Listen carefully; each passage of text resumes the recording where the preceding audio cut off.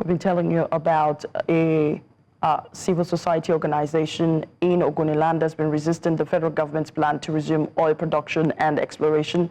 Besides a lack of proper consultation with leaders of Ogoni community, the civil society group says the government must address the long-standing grievances over environmental degradation before it can begin to drill oil again.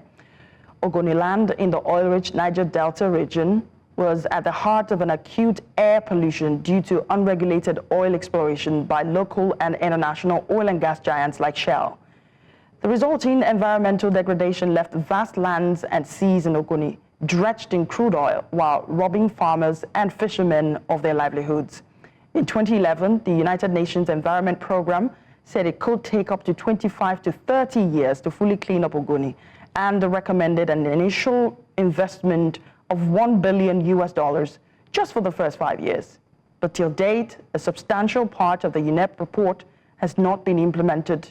Now, civil society groups want the government to suspend all oil extraction plans until their concerns over the environment are addressed. They're also demanding a $1 trillion fund for cleanup.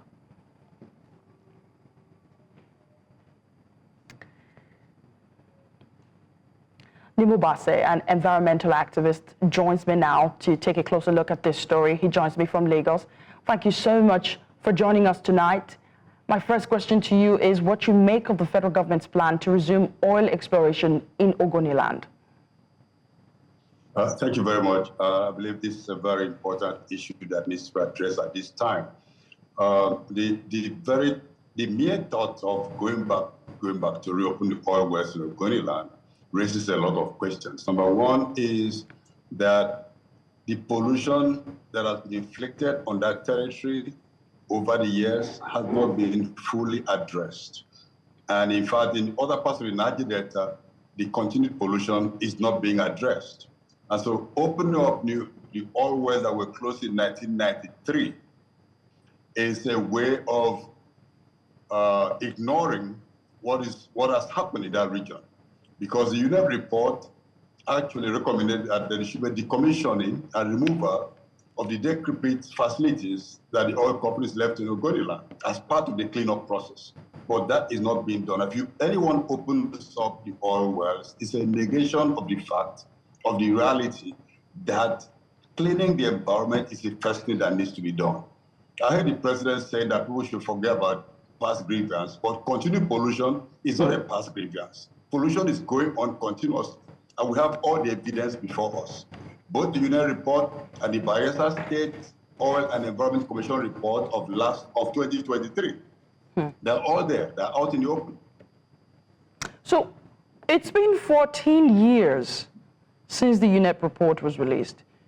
How would you describe the cleanup so far?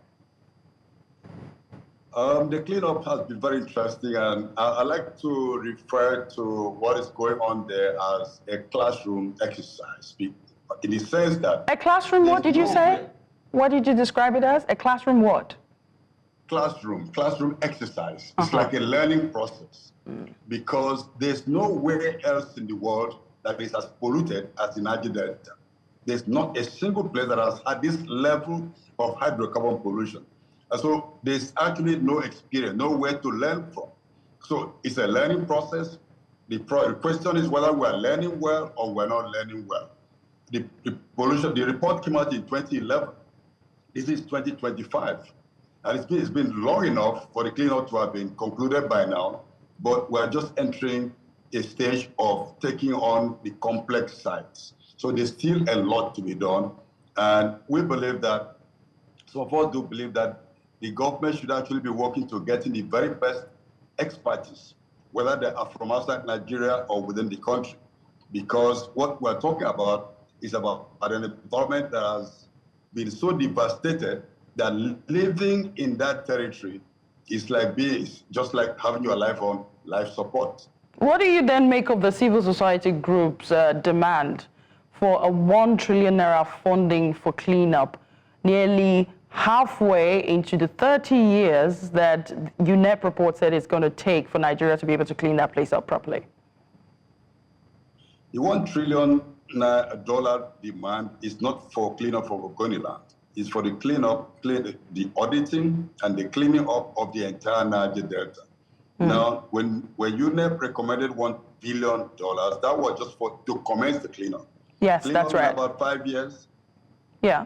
Clean up in about 5 years, and then work on to restore the environment over the next 25, 30 years. The Bayelsa report recommended starting off with $12 billion, but civil society are now saying $1 trillion for the entire Niger Delta, and it will take a lifetime, at least one lifetime, to clean up the Niger Delta. So right now, what should the government be doing? Because if the people, the civil society groups in that region, in that community are saying, you haven't done enough. The last time oil exploration was done in our community, we suffered greatly. You want to come back and start drilling again. This is our demands. What do you think? How do you think the government should handle this? I think the government is jumping over many things that ought to be done. The first thing that needs to be done is to recognize that the whole Niger Delta has been so badly polluted, and that government needs to show seriousness in cleaning up. If Ogoniland has been totally cleaned up, and we now say, okay, this has been done, it's cleaned up, we now want to reopen oil wells, and we're going to do it in a way that the pollution will not be repeated, then maybe people would listen and say, okay, how are you going to do it? Show us how you do it. Let's debate it. Let's talk about it. But that has not happened. And so, as people always say, you don't mop a floor and then open the tap to bring more water on the floor. It doesn't work. NNIMMO BASSEY, environmental activist, thank you so much for sharing your thoughts with us tonight.